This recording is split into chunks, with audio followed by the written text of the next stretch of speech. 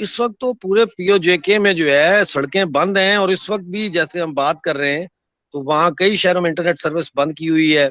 मुजफ्फराबाद में बहुत ज्यादा पुलिस है। पुंछ, पूरा जो पुंछ का इलाका है वो सारा इस वक्त बंद पड़ा हुआ है। तो हालात बहुत खराब है। और ना सिर्फ यहाँ पे हालात खराब है, बल्कि गिलगित बल्तिस्तान में आपको मैं बताऊं कि पिछले 8 दिनों से गिलगित सिटी में औरतों ने, लड़कियों ने और बच्चों समेत जो है वो धरना दिया हुआ है, क्योंकि 15 साल से हमारे 13 सियासी कैदी जो है वो बगैर किसी मुकदमे के, बगैर अदालत में पेश किए वो जेलों में बंद हैं। 4 दिन हो गए थे, 5वां दिन है कि हुंजा में, नासराबाद में धरना दिया हुआ है मकामी लोगों ने, क्योंकि वहां की जो मार्बल की जो माइंस हैं उसकी लीज जो है वो पहले कोऑपरेटिव सोसाइटी के पास थी। मल्टीपर्पज कोऑपरेटिव सोसाइटी है वहां पे, उसके पास थी, यानी गांव की मलकियत थी वो लीज। 2014 में उसको चेंज किया और मेमन दादा के नाम से एक शख्स को, जो गैर मकामी है, पाकिस्तानी है, उसको लीज दी है। वो चल रहा है। यानी कि इस वक्त जो सूरत हाल है पाकिस्तानी कब्जे वाले जम्मू कश्मीर और गिलगित बल्तिस्तान में, वो एक आतिशफशा पहाड़ की है। तो हालात बहुत खराब है, और मेरा नहीं ख्याल कि पाकिस्तान की सरकार जो है वो अपने सहूलतकारों के जरिए इन हालात को अब ज्यादा देर काबू में रख सकेगी। जी, चलिए, देखें बड़ा फर्क है, दोनों दोनों इलाकों में बड़ा जी फर्क जी है। जो जम्मू कश्मीर और लद्दाख हैं इंडिया में, जी जी वो वहाँ के लेजिटिमेट हिस्से हैं, वो कोई जी इलीगली ऑक्युपाइड हिस्से नहीं है। जी जी क्योंकि वो महाराजा हरि सिंह के 26 अक्टूबर 1947 के इंस्ट्रूमेंट ऑफ एक्सेशन के तहत इंडिया के साथ उनको इलाक किया गया उसका। जी जी ये जो इलाके हैं, ये पाकिस्तान ने 22 अक्टूबर 1947 के बाद जो कब्जा किया जिन इलाकों पे, ये वो जी इलाके हैं। और इनको इसीलिए मुतनाज़ा इलाका कहा जाता है। नंबर 1। नंबर 2, आप जी ये देखें ना कि फिर दोनों खित्तों में, दोनों जो मेन सेंट्रल गवर्नमेंट्स हैं, या पाकिस्तान की फेडरल गवर्नमेंट ने, इंडिया की जी सेंट्रल गवर्नमेंट है, उनका एटीट्यूड जो है वो इन दोनों खित्तों की तरफ बिल्कुल फर्क है। मिसाल के तौर पर इंडियन सेंट्रल गवर्नमेंट का जो एटीट्यूड है कश्मीर की तरफ, वो डेवलपमेंट का है, इन्वेस्टमेंट का है। आपको मैंने पहले भी शायद बताया था कि इस साल का जो बजट कश्मीर के लिए सेंट्रल गवर्नमेंट ने मंजूर किया है, सिर्फ जम्मू कश्मीर के लिए, जी वो 1.4 लाख करोड़ है, ओके इंडियन रुपीज। जी और जो लद्दाख के लिए किया है, लद्दाख की आबादी जो है वो 2,70,000 है। पूरे लद्दाख की आबादी 2,70,000 है। जी जी उसके लिए जो बजट दिया है इस साल का, वो तकरीबन 5,500 करोड़ है, जो कि 22 लाख रुपया पर पर्सन बनता है। पाकिस्तान क्या कर रहा है? पाकिस्तान हमारे दरियाओं का रुख तब्दील करके अपने लिए बिजली पैदा करने के लिए वो हाइड्रो पावर प्लांट्स लगा रहा है। हमारे जंगलात जो पार्टीशन के टाइम, आजाद कश्मीर जिसको आप कहते हैं, ये 42% जंगलात पे मुश्तमिल था। ओके लेकिन हमारे जंगलात की लकड़ी चोरी कर करके आज वो 42 से घट के 14% पे आ गया है। पाकिस्तानी कब्जे वाले जम्मू कश्मीर और पाकिस्तानी कब्जे वाले गिलगित बल्तिस्तान में जो गलबा है इस्लाम के नाम पर, और दो कौमी नजरिए के नाम पर, और कलमे के रिश्ते के नाम पर, ये जो सकाफती और सियासी गलबा है, जी जब तक ये नहीं टूटता उस वक्त तक, और जब तक इन दोनों खितों के लोगों में भारत के साथ जुड़ने की जो आजादी की उमंग है, वो इनफरादी उमंग से आलमगीर उमंग में, यानी from individual will into universal will transform नहीं होती, उस वक्त तक ये इलाके जो है ये गुलामी से निजात नहीं हासिल कर सकते।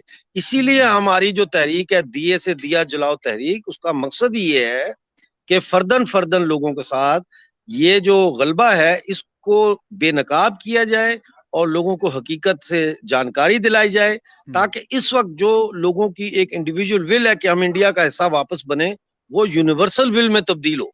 मेरा आज का सवाल ये है कि कल जो हमारे पास कश्मीर है, पाकिस्तान के पास कश्मीर है, उसके प्राइम मिनिस्टर कल अपनी स्पीच करते हुए रो पड़े हैं कि हमें पाकिस्तान गवर्नमेंट हमारा हक नहीं दे रही, हमें मेडिकल में बजट नहीं उस तरीके से मिल रहा। इस तरीके से उन्होंने बातें की हैं, मतलब नाखुशी का इजहार किया पाकिस्तान से। क्या कहना चाहेंगे आप? जी, मैं तो यही कहना चाहूँगा, 1947 से लेकर आज तक सब बड़े बड़े लोग सियासतदान बातें करते रहे हैं, हम कश्मीर को आज़ाद करवाएंगे। कश्मीर के लिए बहुत सारे लोग बोले हैं, जिनमें मुजाहिदीन ने जहाद किया, सब कुछ किया है, लेकिन आज तक कश्मीर का मसला हल नहीं हुआ। बहुत सारे पॉलिटिशियन में लोग आए हैं, सियासत में आए हैं, मजहबी जमातों में आए हैं। वो मसले को छोड़ दें, हल वो शायद पता नहीं होना या नहीं होना। मैं ये कह रहा हूँ जो हमारे पास कश्मीर मौजूद है, ठीक है, उसके लिए हमने क्या किया, वहाँ के लोग हमारे से नाराज़ होने लग पड़े हैं।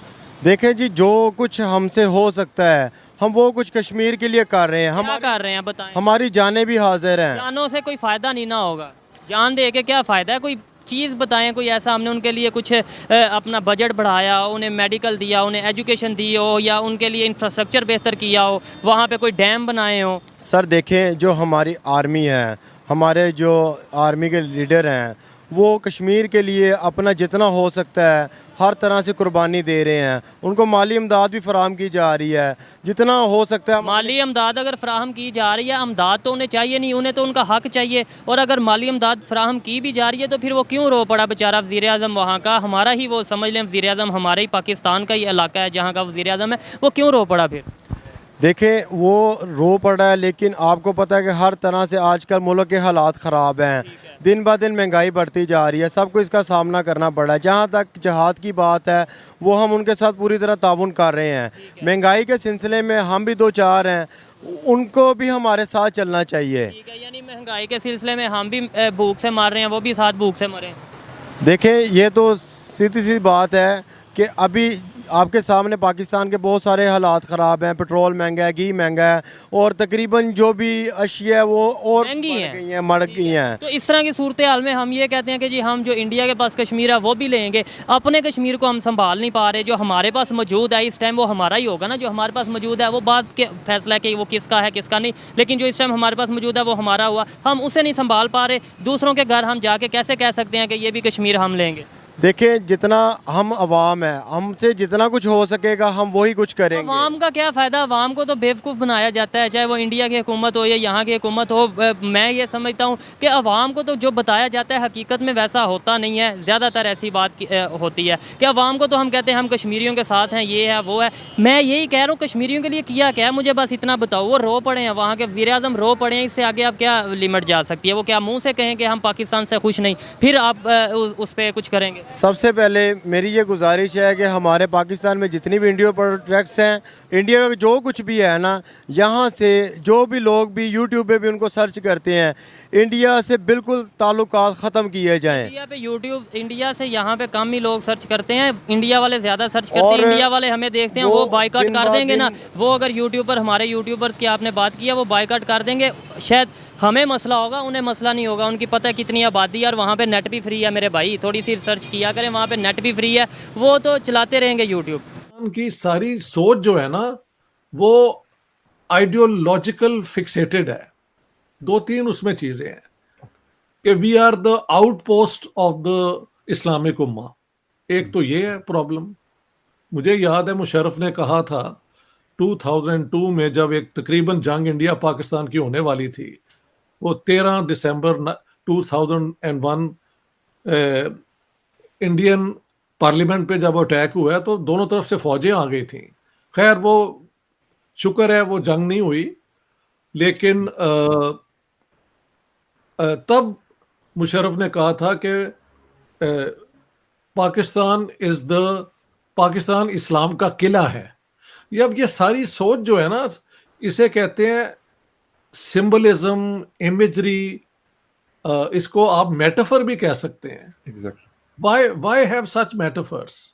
सर आपने सबसे पहली बात, जी, आपने ये सारा कुछ करके क्या फतह कर लिया है?